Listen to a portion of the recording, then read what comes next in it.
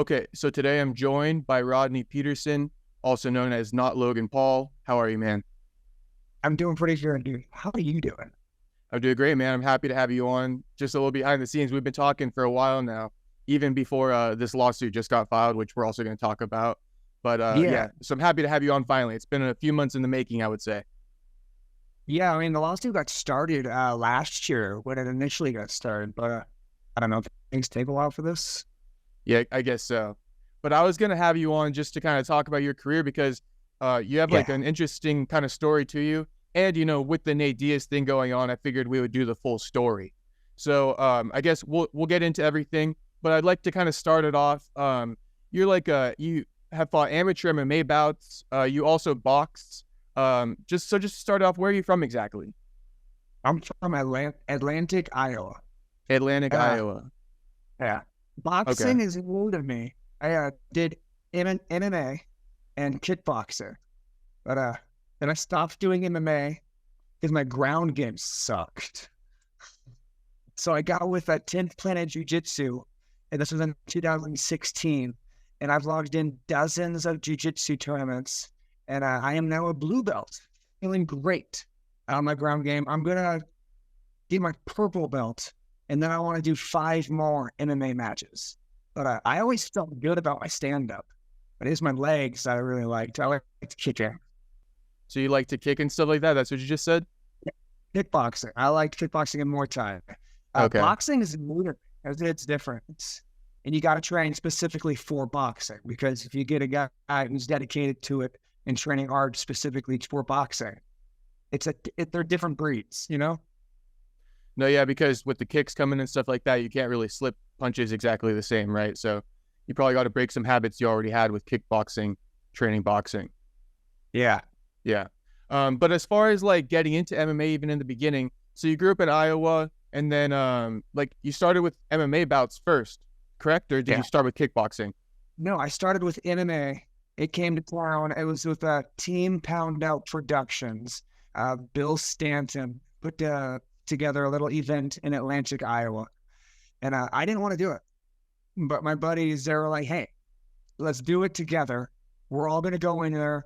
We're probably all going to lose, but we're going to go in there and have fun.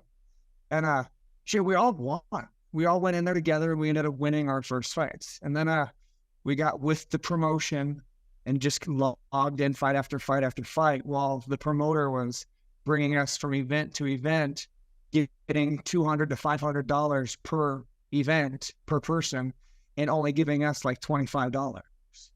So he was running a lot of people down, trying to make as much money as he could. So you find some snakes with it. You Yeah, learn. the sport's kind of full of it. I know other fighters too who have kind of dealt with that coming up, where the promoter seems to like take all the money with these younger guys. But overall, when you kind of joined MMA with that group of friends, did you have any experience at that time, like with your first fight, or did you guys like join this and then you're like, all right, let's start training for a fight?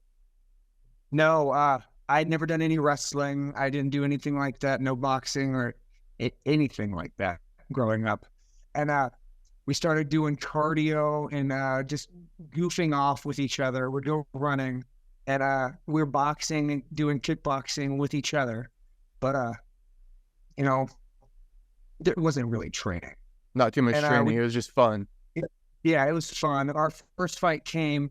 I went 3 rounds in Atlantic, Iowa, against a guy named Troy Mack. And then on out, I logged in 17 fights really, really quick. And within the course of 11 months, I logged in 17 fights. And my record was 10 wins, 6 losses, 1 no contest. And I was a former 185-pound champion belt holder. But the promoter that I was working for was like, taking all that money and trying to screw the fighters. So I stepped away from him, and I ended up getting married. I had 2 kids, and then I got back into fighting. I fought for Tri-State Cage Fighting's last event ever, because I fought for them before 2008 and 9. And I liked the promotion. Dan was a good guy. So he contacted me and said, hey, it's my last event ever. Would you want to fight? And I hadn't been doing any training whatsoever. I had 2 kids at this point in time. And I was like, I know, it was my first kid. I had one kid at the time. I was like, yeah, yes, bro, I'd love to fight on your last card ever. Be honored. Thank you. And I ended up fighting a guy named Bob Leathers, and he was 10-5 for a record. And I ended up knocking him out in the first round. And I was like, yeah, this is freaking awesome. And I started going back in. I was like, okay, I'm going to do this. But I wasn't training it. I was being an idiot. I was working. I was doing cardio, but I wasn't really training anymore. So I'd lost 7 fights in a row doing just kickboxing and boxing with my friends. And you got to train hard. You got to take it professionally. So I was like, oh, shit. My stand-up's okay, but I'm getting dominated on the ground every single fight. So I stepped back away from it. I got with 10th plan jiu-jitsu. I got my blue belt. And I said that I'm feeling really good about my ground game now. And I'm going to take 5 more fights when I get my purple belt. But right now, my record is 11 wins, 13 losses, 1 no contest. And I'm a former 185-pound champion belt holder out of Team Pound Up Productions, but like small scale promotion. Yeah, so because it sounds like you just fell into this, and with no experience, it's kind of crazy that you would do like a kind of like a bucket list thing and sign up for a fight, but then continue and have as many as you've had. So why have you kind of stuck with it in a way? Like, what made you want to keep on fighting when it wasn't really a passion of yours to begin with? Okay, so much like acting. Okay, when I got into acting with content creation, I had no desire to start it. But once I started it, you fall in love with something. Like, I love martial arts. I love jiu-jitsu. I love it. It is a good sport, and it brought me down and kept me into good shape. And with acting, it's just, I never thought of doing acting. But now that I'm doing it, it's like, man, I love this job. It's freaking awesome. I co-hosted an award ceremony at the Dolby Theater in California. And that's the same spot that they host the Oscars. And they gave me my own dressing room. I was like, this is awesome. Yeah. And also, just to kind of paint the picture a little bit, what were you like as a kid, like your upbringing and stuff like that? Like even with your parents and stuff, did you grow up in like a wealthy household, not too wealthy, like all that stuff? No. Growing up, we had 3 channels on our TV. Yeah, I had PBS, I had 15 and 42. And I was like, that was all we had to choose for. Yeah, and they nearly came in. I lived up on a farm.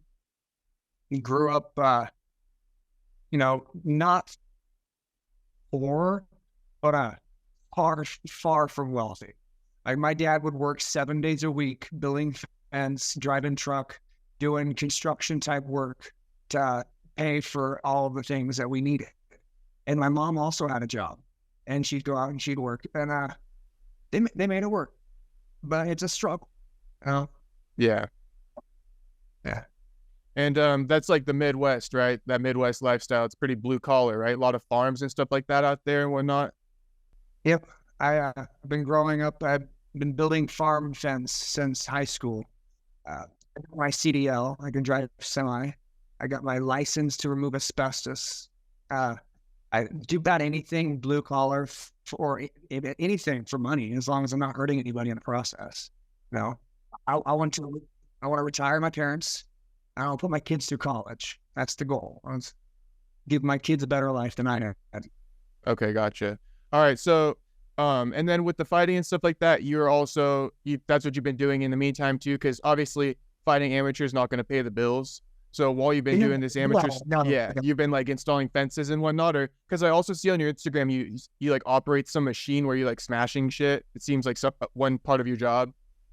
Yeah. Okay. So those videos do really well, especially on Facebook. Yeah, Facebook pays deep. But so I am operating a Schaefer 12-inch post pounder, which is capable of dropping down with 100,000 pounds of impact pressure. Okay, impact force on full stroke. And I'll put a random object like a pop can or an apple or, something random, and then I'll film it. And sometimes I go in slow motion. Sometimes I'll go back and show it twice, random effects. But I usually get people in the comments arguing about how you cannot drop down with 100,000 pounds of impact force. And then I'm like, well, you can Google it. And then someone in the comments also like, no, it can drop down with 100,000 pounds of impact force because impact force and pounds per pressure are two completely different units. And then they start arguing about some math equation that I got no clue about whatsoever. All I know is that the specs on the unit that I'm rocking, the Schaefer 12-inch post pounder. So like, yeah. Well, that And even like sparks more engagement with the. You what? That even sparks more engagement with the arguments and the comments and stuff like that. And you get a bunch of replays because they're quick. I see what you're up to with that. I figured that was the case. Yeah. Yeah, because they're quick too. So when you get those replays, it also kind of messes with the algorithm a little bit. By the way, I heard Facebook does pay pretty good. You've been able to make some decent money off Facebook a little bit, just like a little side income or something. Facebook is paying between $400 to $1,200 per month for me, which is okay. But I got a couple of friends that are pulling $20,000 to $30,000 a month on Facebook. So it is definitely the platform to focus on. Snapchat and Facebook are competing really hard with YouTube. It's like, I haven't been posting too much on Facebook. I kind of got away from it, but I just recently kind of like reactivated, like re-signed into my page and stuff like that, so I can post from like Instagram and stuff, like link the accounts. You know what I'm saying? right. Yeah. So I'm gonna start working on Facebook more because I heard you can make some decent money. Be consistent with the reels. Okay. Facebook doesn't really advertise on how to get paid, but you got to post at least one video every day for 6 days in a row. You can post 10 to 30 videos in a day, but you have to post minimum one per day for 6 days in a row. And you have to meet a certain threshold, which when I did it, it was 100,000 views within that 6 day range, which is super. Yeah, I guess so. But from scratch, it's hard to get 100,000 in 6 days. Yeah.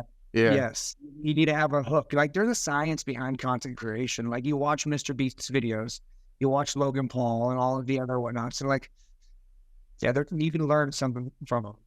No, yeah, 100%. Even little things like down to like putting a little caption on the reel beforehand and stuff like that. Like what you put in there. Yeah, there's a ton to it. It's more than just like having an interesting piece of content. But just about kind of like your story, back to that. You were obviously fighting and stuff like that, making money, doing like blue collar work. And then you decided to get into kind of, what would you call it? YouTube. You met Logan Paul, basically. You took on a new persona as Not Logan Paul. So can you tell me like how all of that even came about to begin with? Okay, so I was never on TikTok. Then my wife and my cousin Brooke they start downloading TikTok and they're goofing off on it and they're obsessed with watching the videos and then they're like, I want to post. And they race each other to 1,000 followers. And I'm like, you know what? I'm going to get in on this action. Yeah. So all three of us, we start posting every single day, racing each other to 1,000 followers.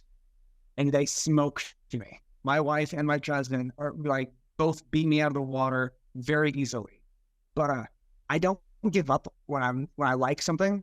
I stay consistent with it. And that's where you truly find the success. Even when it looks like you're failing, you continue like just to grind at it. Stay positive and keep on grinding towards it. Learning and adapting as you move. You'll figure it out. The moment you give up, though, that's when it stops. No, 100%. So you had no intentions. It was a game with your wife, you said, and your cousin or something? Yep. And then I'm goofing off doing random videos. So I play guitar.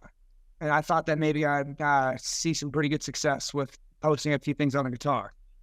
No, I was shy. I was embarrassed.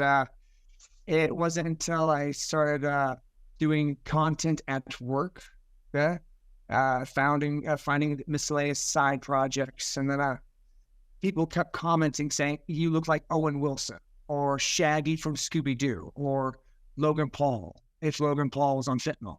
Or, one thing led into another or into another. And I don't even have this haircut, I'm not cutting my hair. I like mine. And I get the Kurt Cobain comment all the time too. I like that. Dolph Lundgren, Phillips Luce. Many And I'm doppelgangers just for rocking. you. Yes, and I'm just rocking it, staying positive and just going wherever. But Jake Paul reached out to me and he shot me a message. He's like, "Hey, bro, why aren't you texting me back?" And I was like,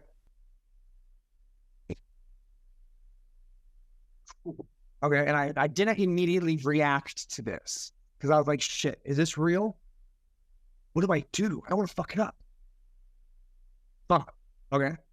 So I asked, like, what do you do in this situation? You don't act like you know it all. You ask for advice and tips, and then you take that and you formulate something. And I reached out to Joey Reed, who's a good friend of mine, who had me on a video call with Armin Azadi, who was Jake Paul's former manager. And he gave me some tips to go from then on out. And yeah, I actually ended up not going the direction he wanted. He said to treat it as if I was Logan, but Logan and Jake were mad at that moment, and to say, basically as if Logan was talking shit to Jake. But I was like, maybe I should handle it as if I am like a forgotten brother, or not. It did okay. And then one thing leads into another. Logan reached out to me. I was like, okay. He originally only wanted to send me some prime, just kind of like make confirmation, saying, "Hey, dude, I support what you're doing. Here you go. See what you can do with it."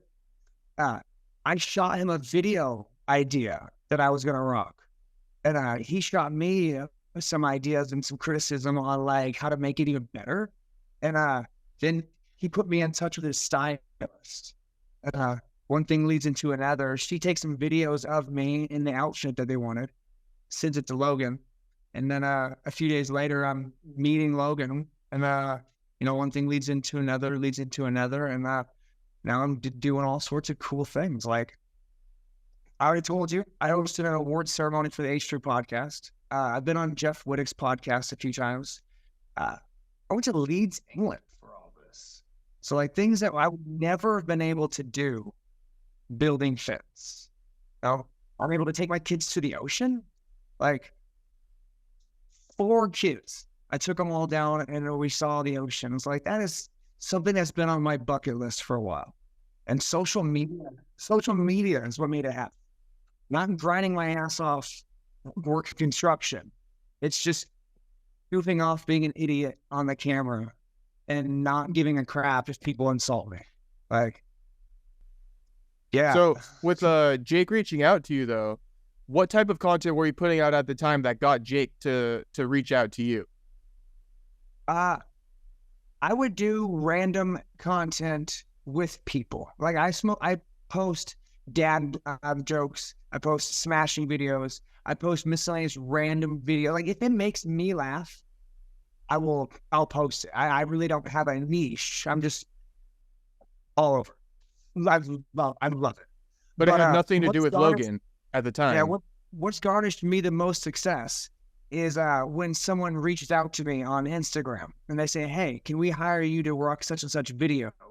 and whatnot. And then they ask for my price ranges, and I'm just like, "You shoot me a fair price. We'll go from there." Sometimes it's pretty low. Sometimes it's ridiculously high. So I don't set myself a price range. I just go where I flow because I don't want to turn anybody away by saying I'm $5,000 for a day. Was like, if you start doing that, you're going to miss a $10,000 job and 15 jobs that only paid $1,000, and that one video with a guy he couldn't afford to pay, that guy can blow up tomorrow. And, just stay positive and keep grinding with it. And so how many followers did you have at the time when Jake reached out to you? I had 250,000 on one of my TikTok accounts, and I was only at that point in time rocking one account. Now I'm rocking multiple accounts on all platforms. Okay, so you got 250,000 followers with no Logan Paul content. Yeah.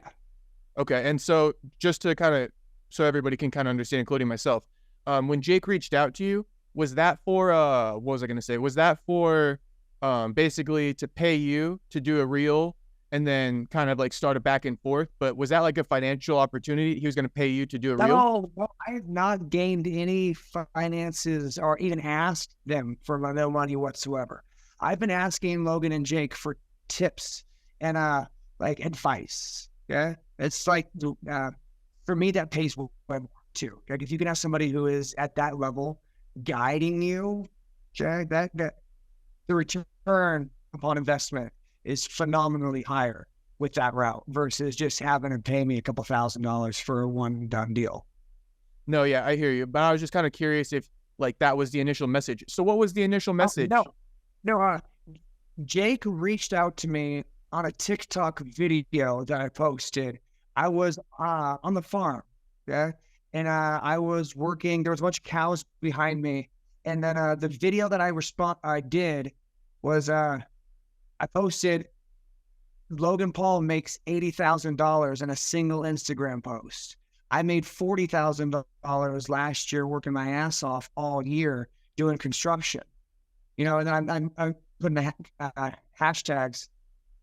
You should be able to learn from this. You know, it's like the system's broken, but learn and adapt and grow as times change or something like that. He commented on that video, and then I commented back, and I said something. I can send you the videos, bro. I'm honestly drawing a complete blank. Okay, no worries. But something along those lines. You posted a video related to Logan about how he's making a bunch of money and your blue collar work was making like half as much, but you're working way harder. And Jake saw that and reached out. I make $80,000 in a day, where I make $40,000 in a year. Okay, and something along those lines. And Jake reached out to that video.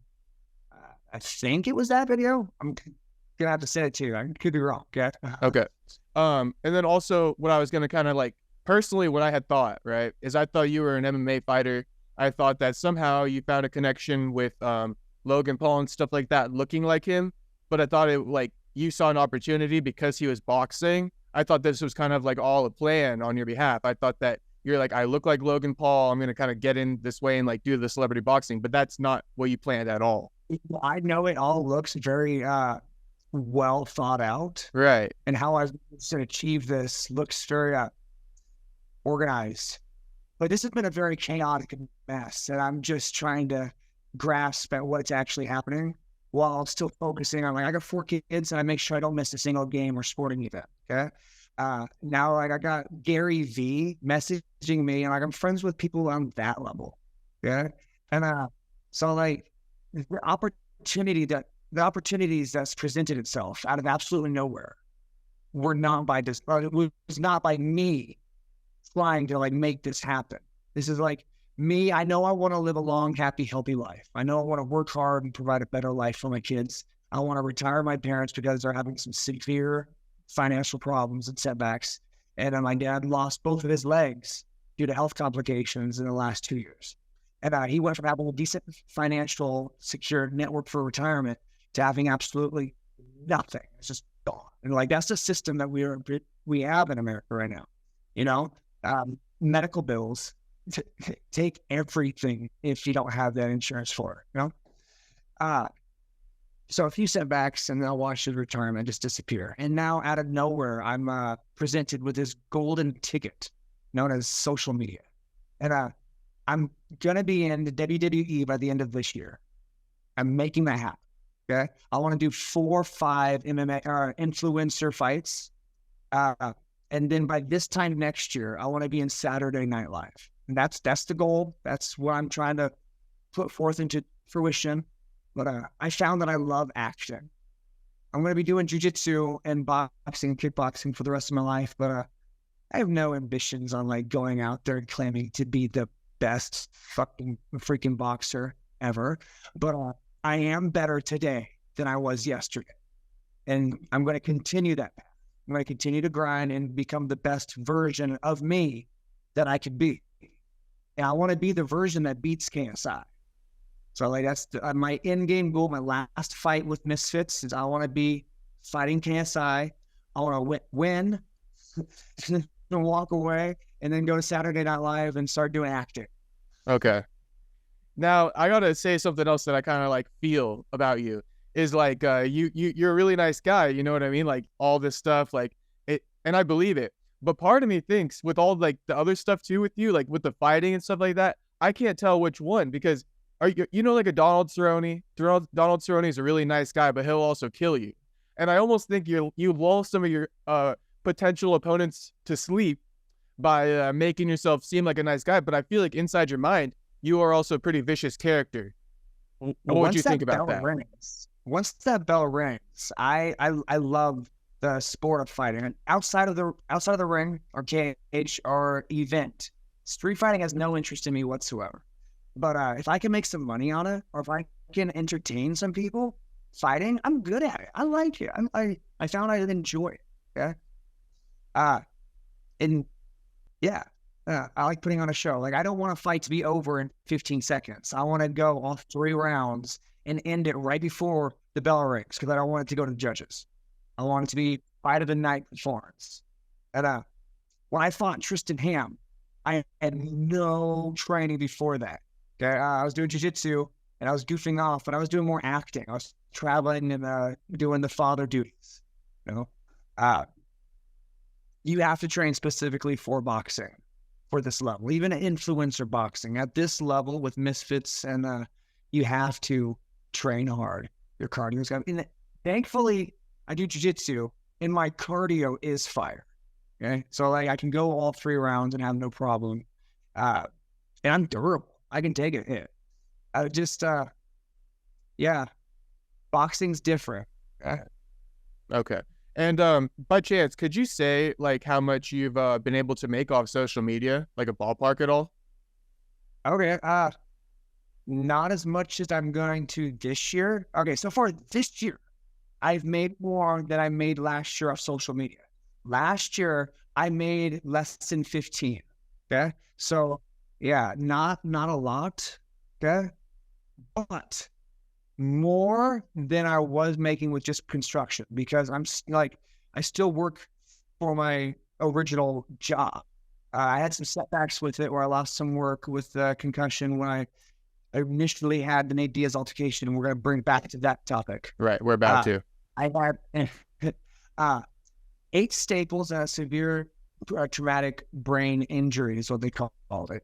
It's with the physical therapy. I saw ATI in Atlantic, Iowa. Yeah,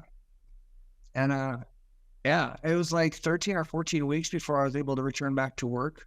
My wife took over all duties as far as parental. I was kind of walking in a haze.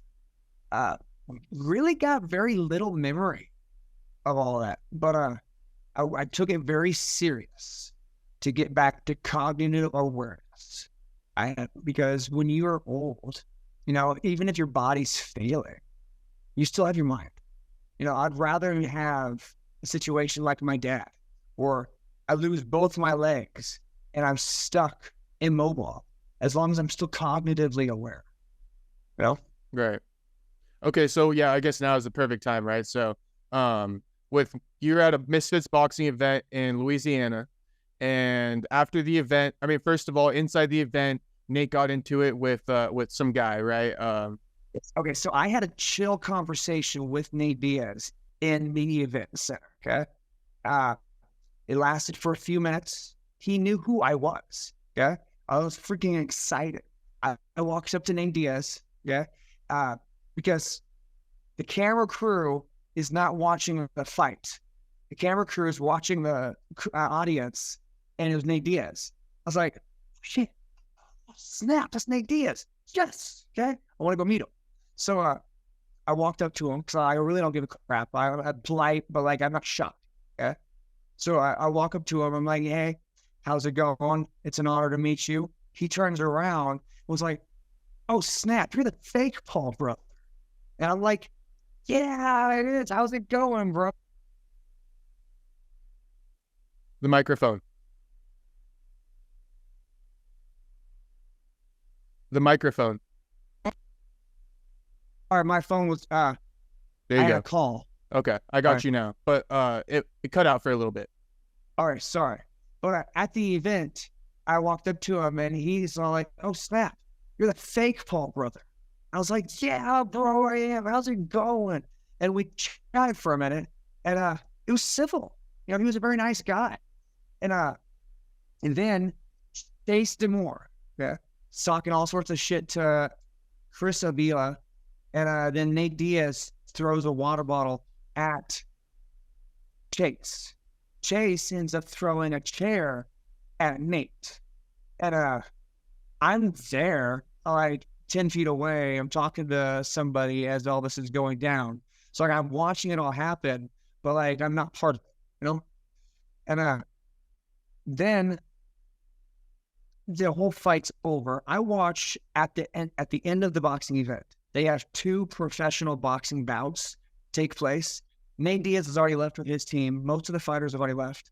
I'm there with Overflow, Angie, and a few of the other misfit organizers. Because my goal with all of this is to go have fun, make some content, and to get locked in with misfits.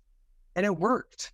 It was already fucking locked in. I talked to Mams Taylor originally, like this was at the beginning of the night. Before I even talked to Nate Diaz, I was talking to Mams Taylor, and he said, yes, I want to get you on a fight. I was like, because they pay really, really well. So I was like, chips. And I get, you know, I get to meet Nate Diaz. I talk to Mams Taylor. I'm literally walking on cloud 9. This is an amazing night. Met a bunch of amazing content creators. Then everyone leaves. They have 2 professional boxing events. Half the crowd stayed for them. I stayed. I watched. I enjoyed it. It was awesome. Then I give Overflow a ride to the hotel. And we meet up with, I think it was a Minicon, Overflow, Gideon, B-Dave, and a few of the other misfit fighters on Bourbon Street. Okay. And this is like midnight, 1 o'clock, but it's on Bourbon Street. And I just got over from the event to there.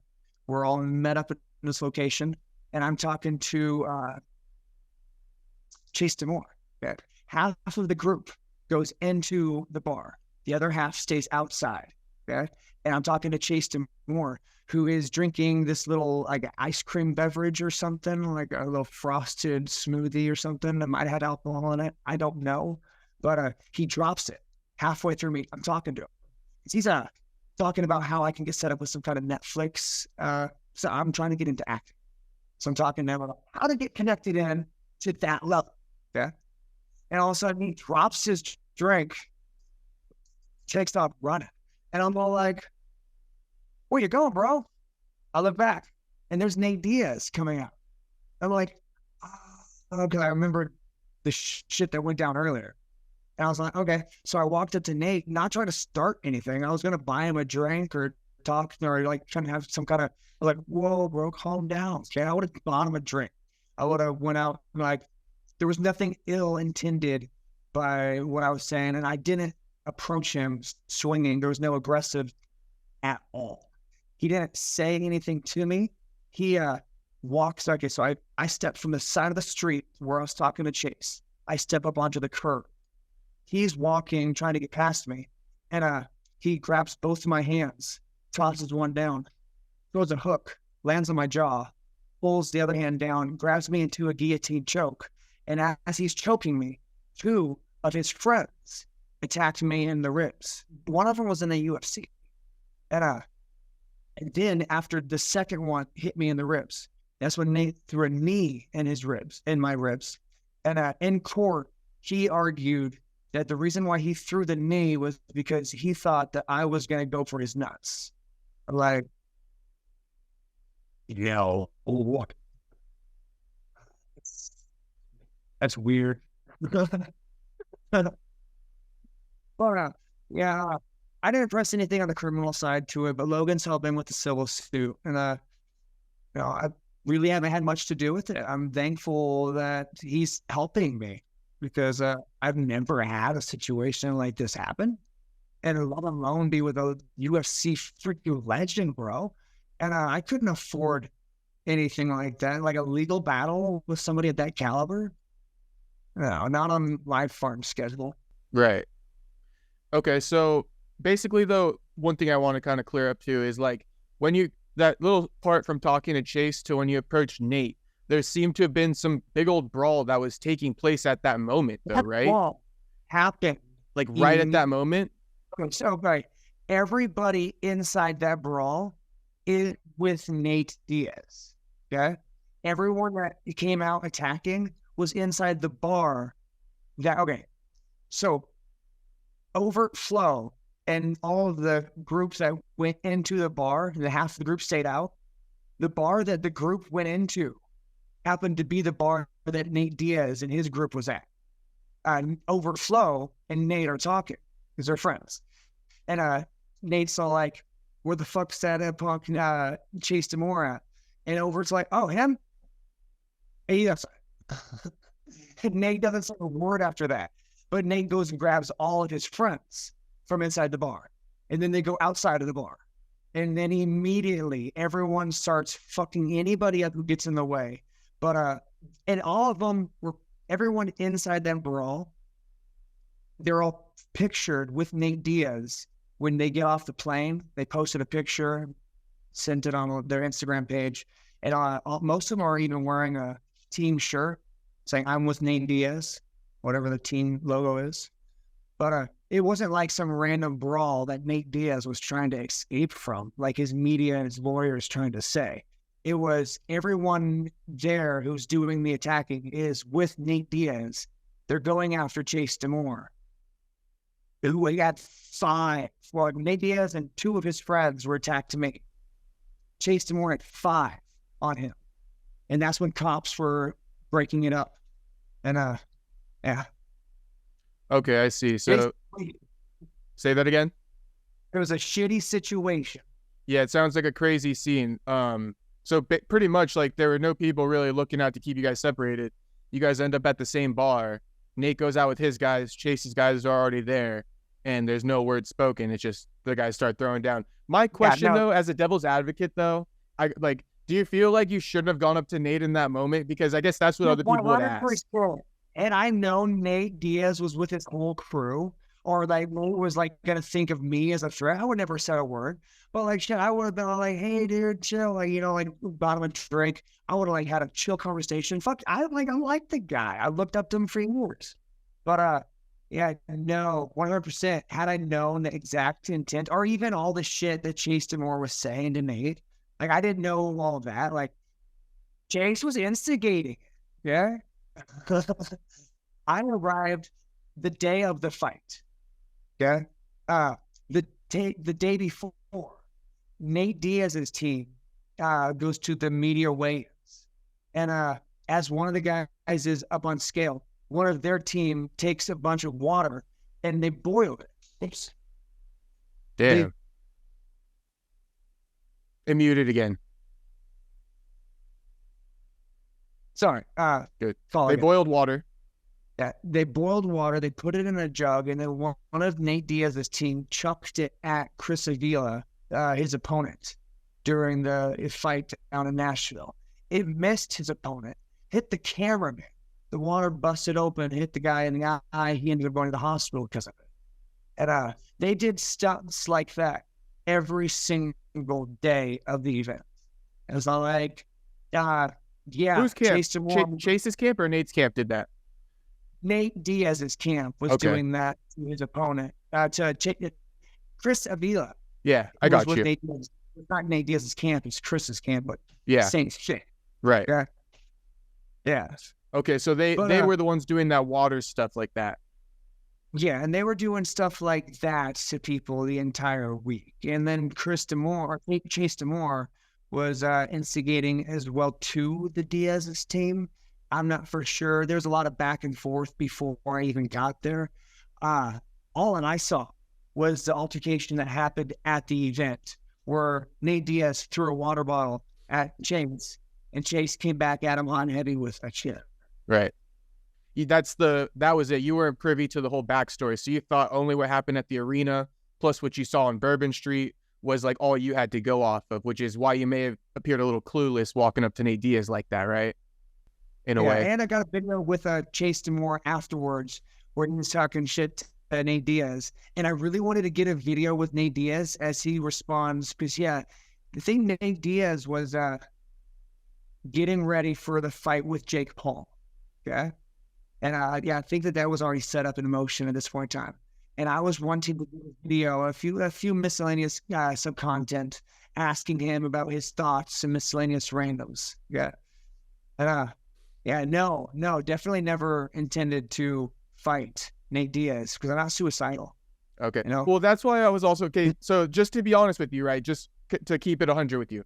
That's why I kind of thought too, why I said earlier, like, you could also be some like devious guy. I don't know, because you're like a fighter, you know, and I know like a fighter, you got something different mentally than other people. Like the fact that you've stepped in a cage over and over and over again, you got it, you know, you're just a little different. You feel you're confident in yourself. So part of me was thinking, like, I don't know if you were going up to Nate with like a disguise of like a nice guy, and then who knows, but you know, that's up for you to say. I'm just saying from an outside perspective, sometimes my brain goes wild, you know, and I start to build these narratives. But that's why I kind of thought so. But here's what I'm leading to is that now I'm kind of thinking you kind of went up to him like thinking you're unaffiliated with Chase Demore. You're like your own guy, right? Your own camp by yourself. So maybe that's why you thought you could go up to Nate.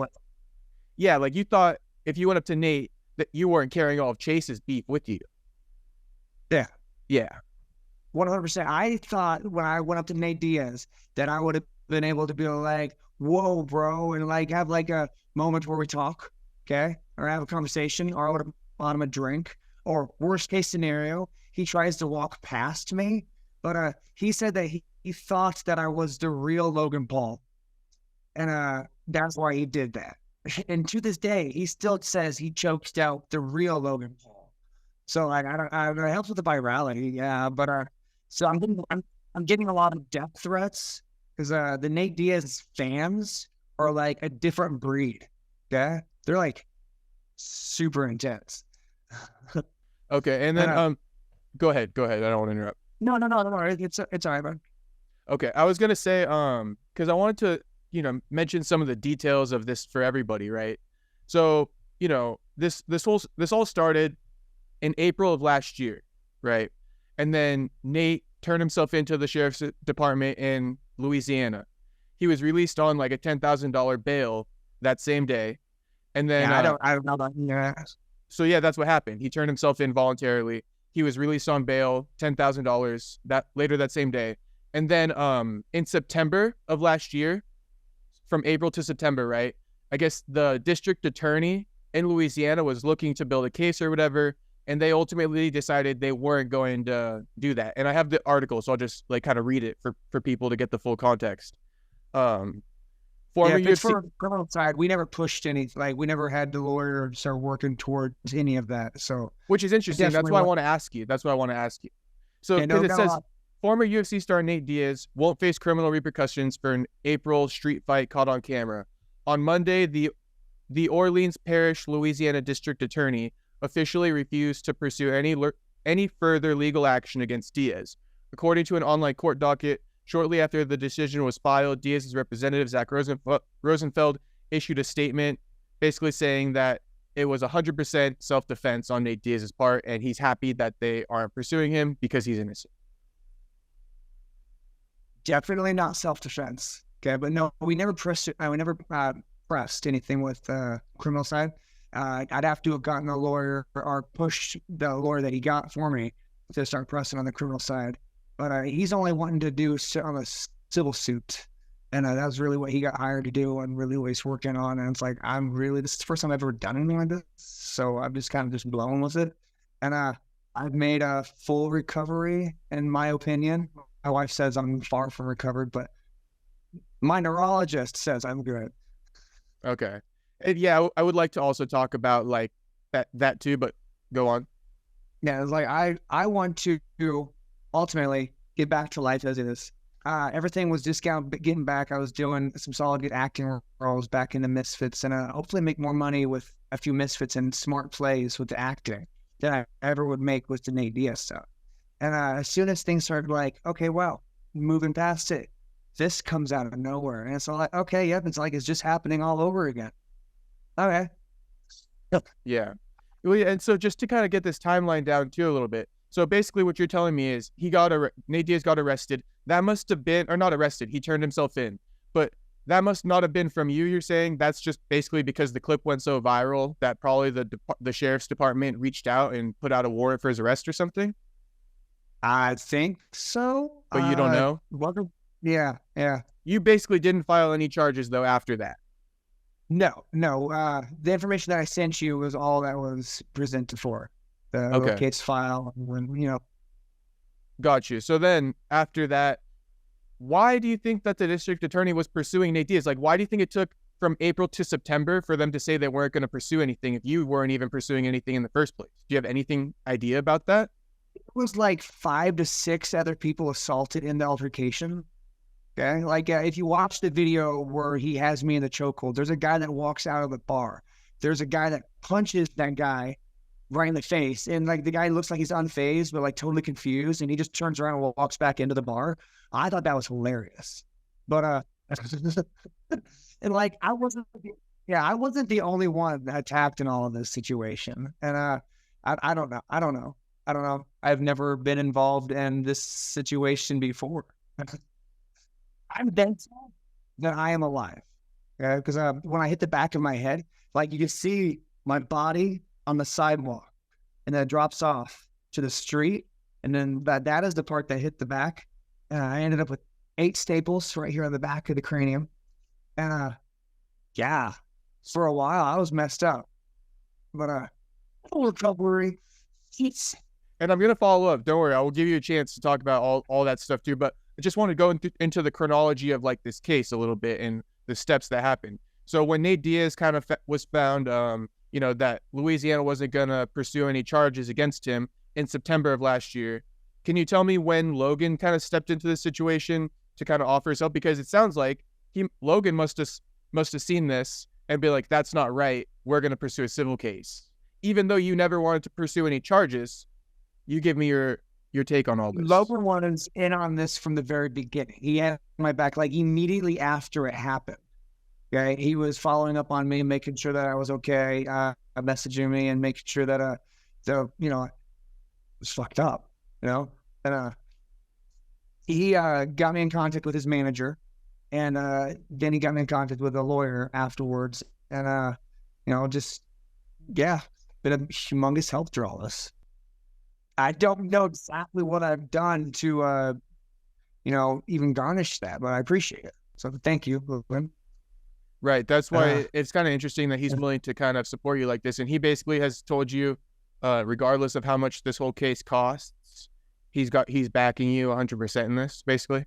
No, he found a lawyer that's doing it pro bono, I believe, or at his cost or something, or I don't know. When all of this happened, like I was still in that haze. And then when I get to clarity, like I really haven't been focusing on the Nate Diaz shit. Like,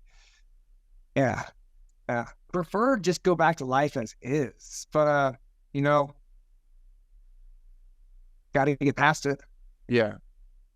No, I hear you. And so let's just talk about kind of the injury now, right? Because that's something you keep bringing up, and that's what most of this is about for you. You're pursuing, compensation for damages you suffered. I don't think you really have been out publicly stating what you've been through, because when you did that Misfits interview, you kind of painted a picture as if like, it's all good and you didn't really suffer too much.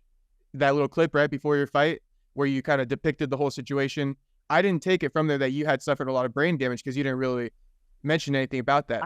So after it, what happened to you? All right. So I am doing really good. I feel like I've made a full recovery. Apart from when I get extremely overloaded, like if I have like 6 or 7 different things firing off at the exact same time, then my brain will kind of, instead of shifting gears up to handle those 6 or 7 things, it shifts down. And then I got to step away and kind of like decompress and like come back in, focusing on one thing at a time and like come back in. And I still have moments like that. But originally that was the regular, like I was able to focus on one task at a time. If I had I have microphone. Sorry. All good. Actually, I have to go into that one here in a minute. But So I was limited down to my cognition, my ability to perform tasks. And I was down to like one task at a time type situation. And if I had like two or three different things happening at the same time, then my brain would kind of go into neutral, and I just get dumb, you know. I was my patience wasn't there. You know, like you got 4 kids, you got to be able to juggle multiple tasks while being patient with what happens. Okay, so yeah, during that situation, yeah, I just wasn't myself. Feel like I've made a full recovery. I'm thankful for it. And I'm able to multitask and do everything like I'm supposed to. And I feel good. Apart from a few times once in a blue moon where like I have like 7 or different things happening at the exact same time, I'm feeling good. My neurologist has signed off and said I've made a full recovery. I don't drink alcohol or do anything that messes with my neurons or damages. I know everyone says that I'm the drug-addicted version of Logan Paul. Well, just because I can't afford to eat as good as Logan doesn't mean that I'm on drugs. Jesus, guys. Yeah. Your work is blue collar. It's not sitting at a desk. So, yeah. But go on. Yeah, that's about it. That was 13 weeks before I can start returning back to construction, and with that, I didn't want to go in and it's dangerous work, you know. So you just said that 13 weeks after the incident, you had to take a break. I think that's what roughly it was before I made it back to fencing and back into construction. And then I was still on time down, like it wasn't full weeks. And there's times when I am foreman of the job. So I'm the boss and the crew that we're working. And my brother and I are teams. And like as it sat right now, he's running the show because I stepped back and just wasn't there fully, mentally, cognitively. You miss things. Like I talk to farmers and I have full, complete conversations with them. And then they tell me that they need to have such and such fence built by such and such location, add the gate and all this other miscellaneous whatnots. Things that I used to be able to juggle and memorize and, you know, have down, no problem. Now it's like, I don't remember that conversation at all. Shit. So I've been writing everything down. Okay. And this still got to get on it. The work still needs to get done. Right. So you're feeling as if you have a short-term memory a little bit now? Yeah. I don't know if I had bad short-term memory problems before that, because my ability to remember names sucks, but it's always sucked. Yeah. What would you say though, if I guess, because I mean, this might come up in court, so I might as well just ask you. What would you say if someone's like, you've had all these fights and, you know, this one incident with Nate Diaz probably isn't what caused your brain damage? Okay. I would say, yeah, I've had a lot of fights, but I haven't had any concussions or any major brain issues, or definitely never been cracked open in the dome before or anything like that. I've always had my cognition after all my fights, cognitively aware. And this one was the first time I've ever actually been. It's so hard. I was stupid. It had nothing to do with the chokehold or the fact that I was choked out for, you know, like when Nate Diaz put me in that chokehold, it wasn't like where I get guillotine like this. It was this arm tucked tight up underneath there, so forced the head into the chest, pushing down into it's a different type of choke. It's a much higher level guillotine versus this type of, yeah. I know. I was out quick. I don't remember getting kneed. Okay. And also what you're saying about that choke is that his chest pressure is on you too, I believe. So that's also adding to it versus if you're like over here kind of a deal, you don't have the chest pressure on top of it. So that might have added to it. But what I will say that is pretty scary that I didn't really consider until just now is that the fact that you kind of, and tell me if I'm wrong, but you went out cold and then so you're out cold and then you smacked your head on the concrete. So not only was the brain cut off, the oxygen cut off to your brain, but when you slammed your head on the concrete, I'm assuming you got concussed. And did you say that you got stitches and stuff like that? Yeah, I ended up with 8 staples in the back of the head, and I have no memory of that night whatsoever. But I have some videos that I recorded because when I woke up, which they said it was like 10 to 15 minutes that I laid there bleeding on the street. And then I get up, and the cops that were there that were taking people's statements, they were asking me if I wanted to go to the hospital. And I was like, no, I'm fine. Why would I need to go to a hospital? And Big Bobby the boss was all like, no, you got fucked up. You need to go to the hospital. I'm like, I didn't get fucked up. What are you talking about? And he's like, no, you got attacked by Nate Diaz. You're bleeding at the back of your head. You should go to the hospital. I'm like, whoa. And yeah, I have like 15 or so random videos that I filmed from that night. And just yeah, I'm awake, but I have zero memory of any of that. Okay. And yeah, I was all like looking at it. I'm like, at least I know in a situation where I get messed up, like when I fought Tristan Ham, okay, in that situation again, where I get knocked out. Because I don't remember after I got knocked out with Tristan Ham when I came off the ropes. I don't remember going over there and talking to my corner man about how the mouth guard was flipped over. I have zero memory of any of that. But like I'm still cognitively functioning.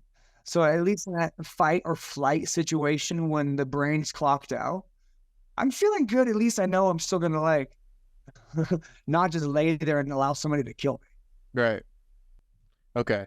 And then, because, yeah, you have boxed since then. So, again, with the chronology of it, how long, well, first off, you woke up from this and then you just were like, you ran into the cops and then they told you to go to the hospital. Yeah. But like, no, were you bleeding and stuff? there. Were you holding your head? Like, can you paint that picture too of waking up?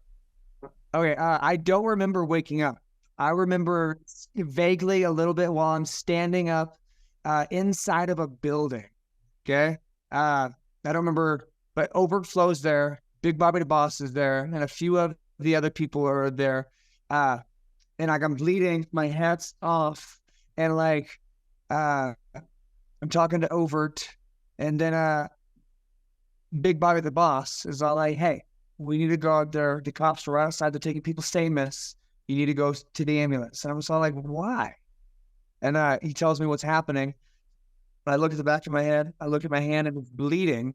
And I'm like, how'd this happen? And he tells me what happened. And I'm like, no. You didn't remember any of it? I didn't remember any of it. I don't remember any of it. I remember bits and pieces after the deal. I remember everything up before. Okay.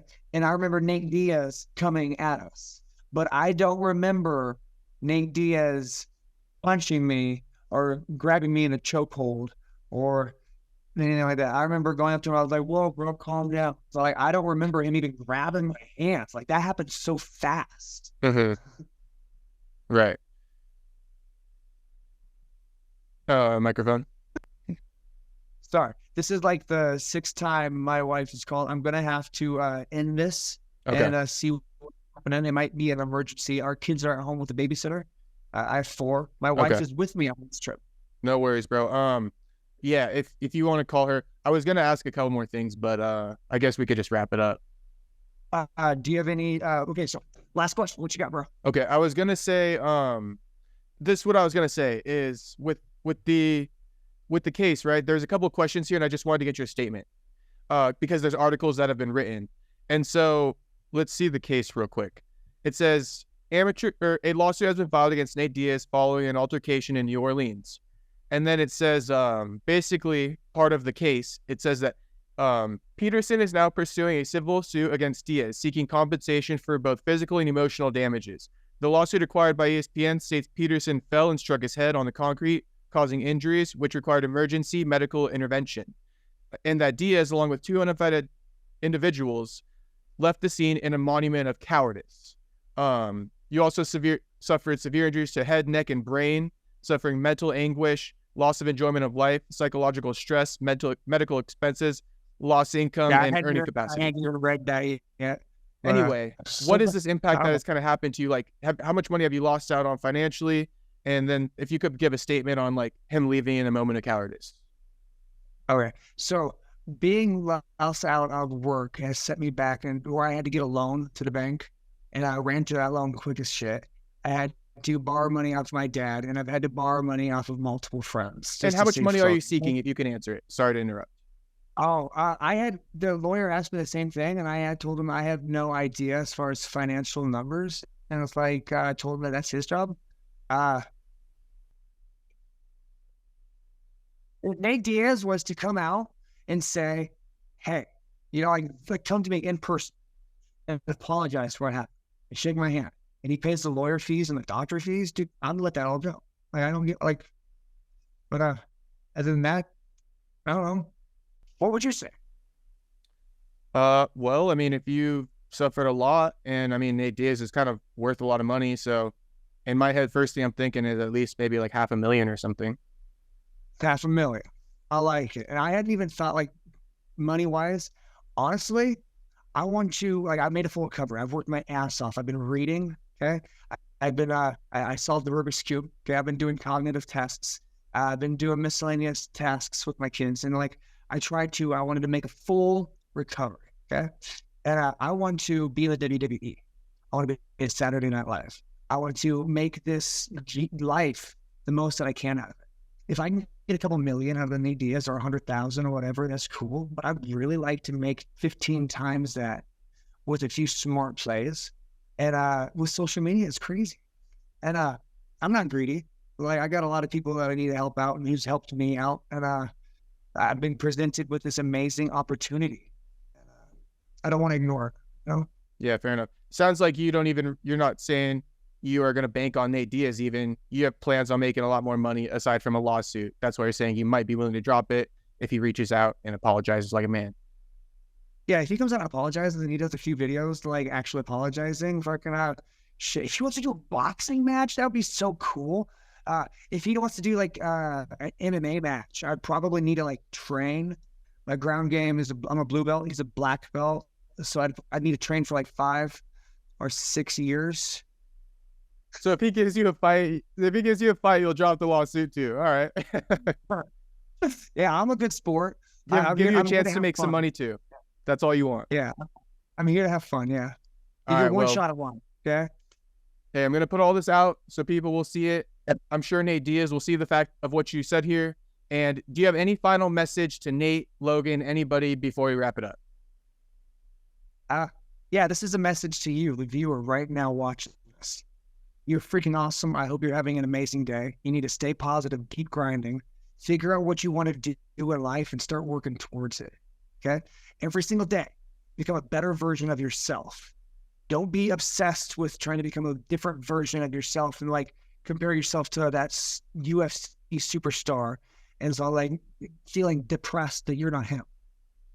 You need to just be better than what you was when you woke up this morning. Fair enough. We'll leave it at that. Every day, small improvements. That adds up. I will second that, what you said, because I started this platform from scratch and I'm still working on building it up even bigger. But, you know, it's the consistency. Everything you're saying, anybody who creates stuff or puts their work into something consistently, you will notice, you will know exactly what you're saying. So I back what you're saying there 100% too. Hey, thank you, Rodney. I hope you continue to get better mentally too. Sorry that stuff happened to you. And hopefully this all gets resolved in a peaceful way to your liking. And thanks again for the time. Not a problem, bro. I hope you're having an amazing rest of the day. I just arrived to Nashville, Tennessee, my wife. I'm going to go off and have some fun tonight and make some content. Hell yeah. Yeah, I appreciate you, bro. Of course. And hopefully we can talk again soon. If the lawsuit gets dropped. Yeah, if the lawsuit gets dropped, or like when the lawsuit ends, I'd love to have you on again to talk about it. Yeah, for sure, bro. Or if you got any questions in the meantime, just let me know. Hell yeah, man. We'll be in touch. Have a good one, man. Thank you.